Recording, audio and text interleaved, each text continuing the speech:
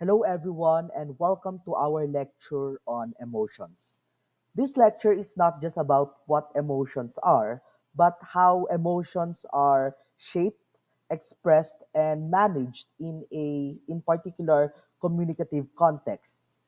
Let's begin by establishing a clear definition of emotion. So, what exactly is an emotion?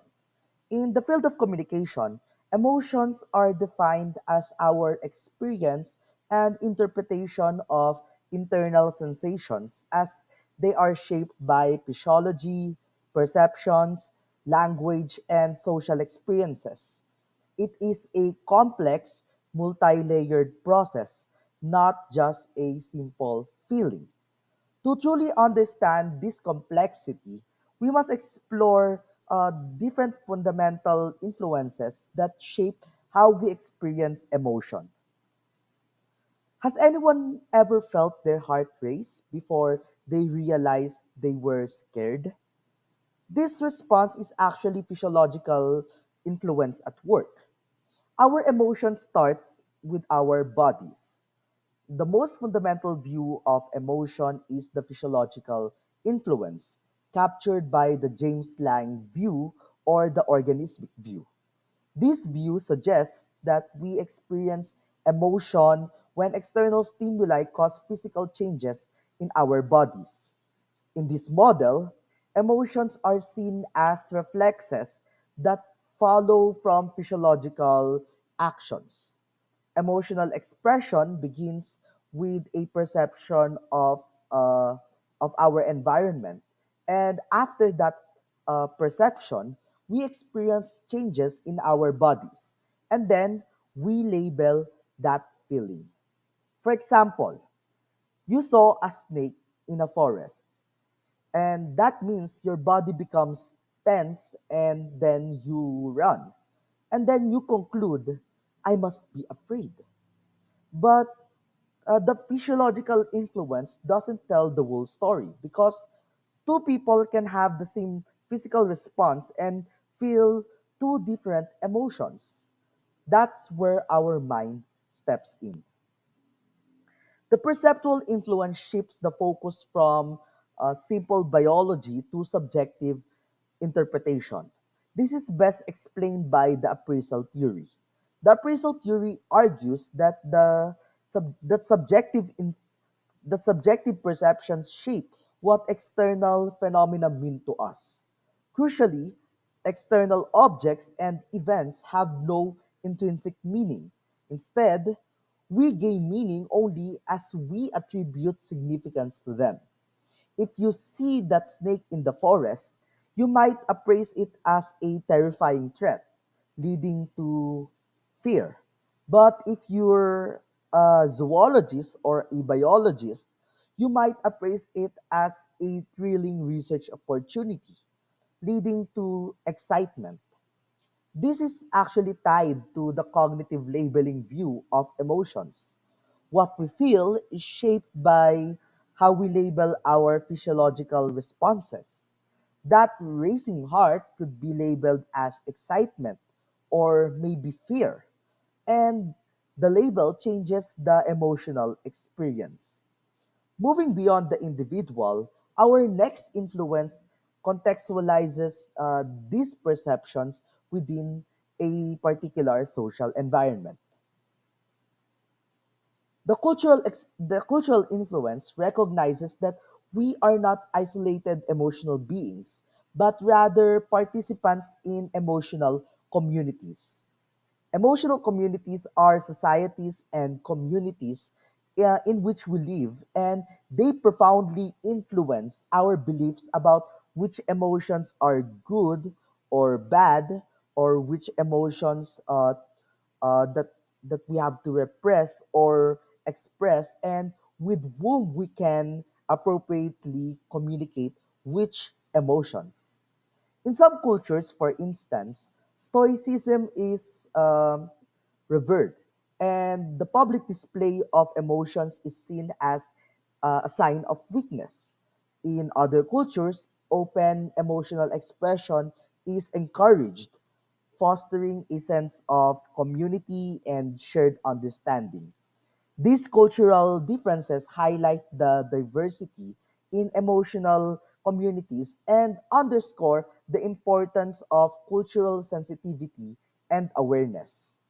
As we become more interconnected, understanding these emotional frameworks becomes essential in building empathy and fostering harmonious relationships across cultures. This perspective and this influence is formalized in the interactive view of emotions, which states that cultural rules and understandings shape what people feel and how they do or don't express their feelings. This interactive view involves three specific rules. The first one is the framing rules, or where you define the emotional meaning of a situation. You ask yourself, is a funeral a time for public grief or a stoic celebration of life? The next one is the framing rules, or where you define what emotions are appropriate or inappropriate to feel in a specific situation. You can ask yourself, are you allowed to feel rage at a family gathering? Because in some cultures, you are allowed to feel rage. Or sometimes the family gatherings expect you to become formal or expect you to act on a certain behavior. And then lastly is emotion work, or the effort we exert to feel what we think we should feel or to suppress what we shouldn't. This is actually the internal labor of emotion management. Now that we have explored the influences on emotion, let us look at the components that make up any given emotional experience. Our emotions have five components. To grasp an emotion fully, we must recognize its multiple layers. The first one is the feeling component. This is the conscious, pure, and or positive or negative sensation that we experience, which we actually identify as anger, joy, fear, sadness, and etc. It is the subjective core of the emotional experience. For example, when you unexpectedly win an award, the feeling component that you experience is the intense subjective sensation that we call elation. The next one is the somatic component. The somatic component is the physical experience of a feeling. It may be the knot in your stomach or the butterflies in your stomach, the sudden chill, the flush of heat, or the sudden surge of adrenaline. The next component is the motor component. This is the outward communicative expression of emotion through verbal and nonverbal behaviors, such as frowning or a sudden shout or slumped shoulders. This is the component other people observe in our experiences. The fourth component is the cognitive component. This is the meaning or interpretation we place on the emotion provoking event. This is where your appraisal of the situation comes into play and dictates what you think about the feeling. This is where your feeling comes in. You might interpret the event or with the thought that I really worked hard for this, and this is a recognition of my value. So that is actually the cognitive component of our emotions. And lastly, the motivational component. This is the action that emotion encourages you to take. For example, fear motivates you to escape. Your curiosity motivates you to explore. The joy and validation you feel encourages you to continue your efforts and pursue even bigger goals in the future. So, emotion, as we have seen in this lecture, is not passive. It is actually a driving force in our communication and identity. The ability to effectively navigate these complex internal and external experiences is what distinguishes a skilled communicator. Understanding these components and influences is the foundation upon which we can build the skill of emotional competence. So, the ability to manage, understand, and use these complex emotional components is what we call emotional intelligence. The behavioral aspect of emotional intelligence is what we call emotional competence. It is a broad skill set involving deep self awareness and awareness of other people. Specifically, emotional competence requires four key areas of mastery. First is awareness of our own emotions, including recognizing that we can experience multiple emotions simultaneously. Let's think about it.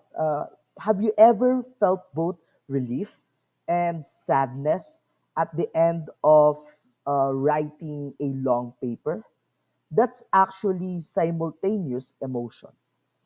The second one is the ability to recognize and empathize with other people's emotions. This is the relational component of emotional competence. Third is awareness of the impact of our expression of emotions on others. Let's ask ourselves, do, do our words calm or escalate the situation? And lastly, um, is sensitivity to cultural rules for expressing emotions, ensuring our emotional display is appropriate for that particular social context. Simply put, emotionally competent people are aware of their feelings, can deal with emotions without being overcome by them, and do not let setbacks derail them. They can channel their feelings to assist them in achieving their goals. They also listen to their feelings and those of others so they can learn from them and have a strong, realistic sense of optimism. So, why is emotional competence so important to us? Because emotional intelligence is directly linked to our well being. Research shows that people who have high emotional intelligence quotients or EQ are more likely to create satisfying relationships, to be more comfortable with themselves, to work effectively with other people, and to have better overall health. High EQ is actually a representation of success both personally and professionally. And this brings us to the practical application. How do we manage and express these powerful emotional forces? This competence translates into eight tangible, observable communication skills that define well being and success. Emotionally intelligent people demonstrate their skill by first being aware of their feelings, which is a foundational step toward emotional management. An example of this is taking a moment to distinguish that you are not just mad, but you are specifically feeling frustration about your classmates' repeated failure to meet deadlines. The next one is dealing with emotions without being overcome by them, preventing debilitating emotions from taking over. An example is feeling a sudden surge of anger at a professional critique, but instead of immediately reacting defensively, you chose to pause, breathe, and listen to the feedback. Third is not letting setbacks and disappointments derail you, which actually requires resilience and a strong, realistic sense of optimism. For example, failing an important exam might make you feel sad, but viewing it not as a permanent failure, but as a temporary setback, will will actually help you to feel that moment of failure not as a sad event, but might motivate you to study harder or to plan for your next exam. The fourth one is channeling your feelings to assist you in achieving your goals. And that means turning energy from excitement into focused effort, or maybe turning anger into constructive action. One example is taking the energy from your passion for a social issue and directing that energy of anger into writing an articulate and persuasive social media post about your critique to a particular social issue. Fifth is being able to understand how others feel without them spelling it out, demonstrating high empathy and nonverbal acuity. For example, you notice that your friend's posture and lack of eye contact, and that means uh, and it might mean sensing their sadness before saying something, or it might mean a different thing. But the most important is that you are able to sense what they feel by looking at their verbal and nonverbal behaviors. The next one is listening to their feelings and those of others so that they can learn from them, recognizing that emotions are valuable and non rational data. For example, realizing your recurring feeling of boredom in a certain career path is a sign that you need to pursue a change of career rather than just forcing yourself in that career, and you endure and you become sad uh, with that experience. Next is recognizing social norms for expression of emotions, which reinforces the cultural sensitivity. An example of this is knowing that it is appropriate to express excitement, and cheer loudly at a sporting event, but it might be inappropriate to do so in a quiet lecture hall. And lastly, having a strong yet realistic sense of optimism, which fuels perseverance. And, and one example of this is that believing you can achieve a difficult goal, but also being realistic about the challenges and accepting that setbacks are part of the process in order for you to achieve that goal. So when it's time to communicate, we can follow these guidelines to express our emotions appropriately. First is to recognize your feelings and be able to name them accurately. Next one is to recognize the difference between feeling, talking, and acting. You can feel angry and talk about it without acting aggressively. Next is to expand your emotional vocabulary beyond simple terms like happy or sad. You can actually use rich language or use different languages to convey these nuances. Next is to share multiple feelings if appropriate. And sometimes situations rarely trigger only one emotion. And that means you have to recognize and at the same time experience multiple emotions. Next is to consider when and where to express your feelings to ensure an effective and appropriate context. Next is to accept responsibility for your feelings by using the I language. An example is to express your emotions to another person by saying I feel frustrated instead of saying you make me frustrated. And lastly, to be mindful of the communication channel.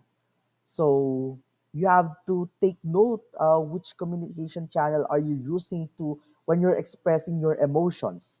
High intensity emotions are actually best communicated in person. Sometimes we show our emotions online or in social media through emojis or emoticons, or sometimes we become more verbal in expressing emotions, especially in technologically mediated communication platforms. So, the goal of emotional management is not suppression of emotions, but effective expression. When people are able to manage their emotions, they understand that emotions are an important, natural, uh, and necessary part of life. But they are also self aware enough to realize that there are productive and non productive ways to react. So we have to in order for us to manage our expressions, we have to distinguish these two types of emotional states. The first one are facilitative emotions, and these are emotions uh, that do not negatively impact us from our daily tasks or functions. Instead, they allow us to progress forward in a positive way. For example, excitement before a presentation is a facilitative emotion because it helps or it heightens your focus for that presentation. In contrast, debilitative emotions are those that stop or slow us down from tasks or functioning effectively, typically resulting in destructive behavior. An example of this is that uh, your crippling stage fright actually causes you to freeze and or to have a mental block, and those feelings are actually debilitative emotions. Often, debilitating emotions stem not from the event itself, but from irrational thinking and accepting false beliefs or fallacies. These fallacies act as internal scripts that exaggerate negative feelings. The first one is the fallacy of perception, or believing a competent communicator should handle every situation with complete confidence and skill. The next one is the fallacy of approval, or believing that it is vital to gain the approval of virtually every person. The third one is the fallacy of should, or believing people should behave a certain way and becoming upset when they don't. The next one is the fallacy of overgeneralization, or basing a belief on a single incident or exaggerating shortcomings. The next one is the fallacy of causation, or believing that emotions are caused by other people rather than one's own self talk. Another one is the fallacy of helplessness, or believing that satisfaction in life is determined by forces beyond our control. And lastly, the fallacy of catastrophic expectations, or believing that if something bad can happen, it will definitely happen. So, to reclaim control from these debilitating patterns, we followed these steps. The first step is simply to recognize when you are having a debilitating emotion. The second step is to note the activating event so that you are aware of the trigger, whether that trigger is specific people or settings or topics of conversation. The third step is to record your self-talk. Writing down the thoughts that link the trigger and your feelings will actually uh, help externalize the irrational belief. And the last step is to dispute your irrational beliefs. By challenging the fallacies and by choosing an alternate belief that is more sensible and realistic, will actually help you manage these debilitative emotions by replacing the statement, I must get approval with, it would be nice to get approval, but my worth doesn't depend on it, will actually help you build a positive, not only a positive self concept, but at the same time to have clarity when it comes to experiencing these emotions or these situations. Finally, managing emotion is also about actively fostering positive experiences. By The first one is by leaving room to enjoy and savor positive emotional experiences. In other words, don't rush past joy. The next one is to regard challenging situations as opportunities for growth. uh, that means you have to reframe stressors as maybe opportunities or chances to learn or to experience different emotions or feelings. And lastly, to choose compassion over contempt.